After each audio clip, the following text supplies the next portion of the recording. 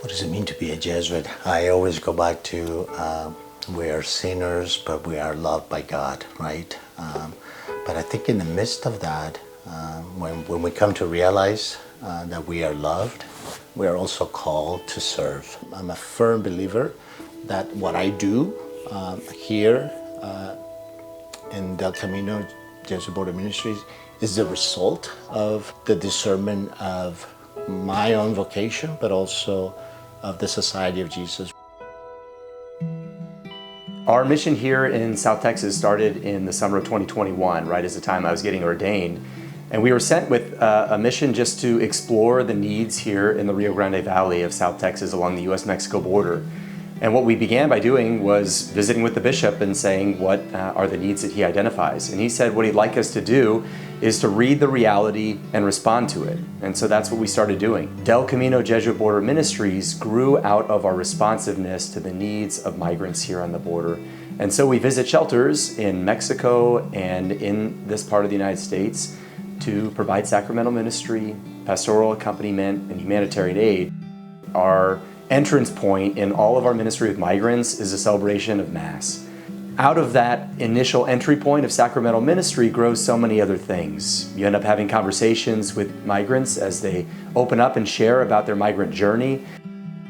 The Jesuits can have a reputation for being very academic, and very heady. But this ministry is when it tugs at the heartstrings. It tugs at that sense of compassion.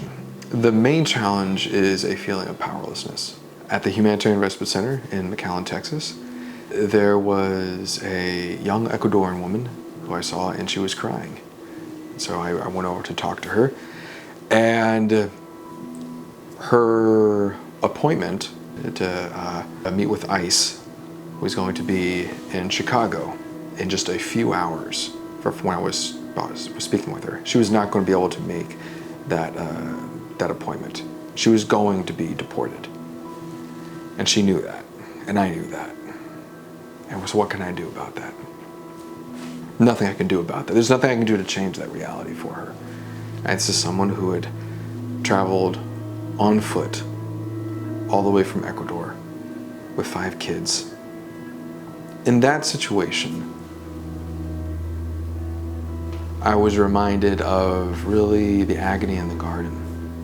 And what could I do as a disciple more than watch and pray and be with Jesus in that suffering? Our ministry here is challenging. It takes its toll. It's a lot to carry to walk with people in situations of extreme trauma on a daily basis. There's just no way to deny that. Where do I get the strength to get up every day in the morning? It's from the migrants themselves, the migrants we meet and accompany. The way that they lean on us in their times of need, the way they relate to us as people of faith and fellow Christians walking this journey together.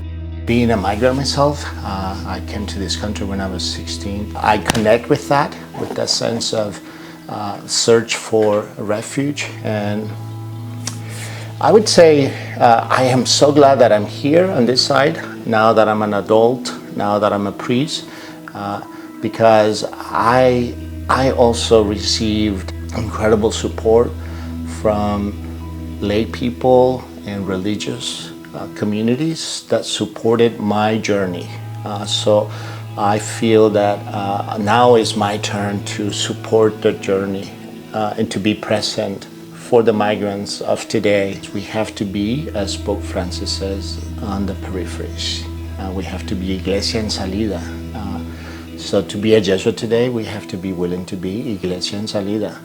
That is encountering the migrants, encountering the poor, encountering those who are displaced, the brokenhearted. That's what my vocation should be responding to the Christ that is there. I joined the Society of Jesus to be a missionary for Christ in some way or another. One of the things that I love about this ministry is its close contact with the poor.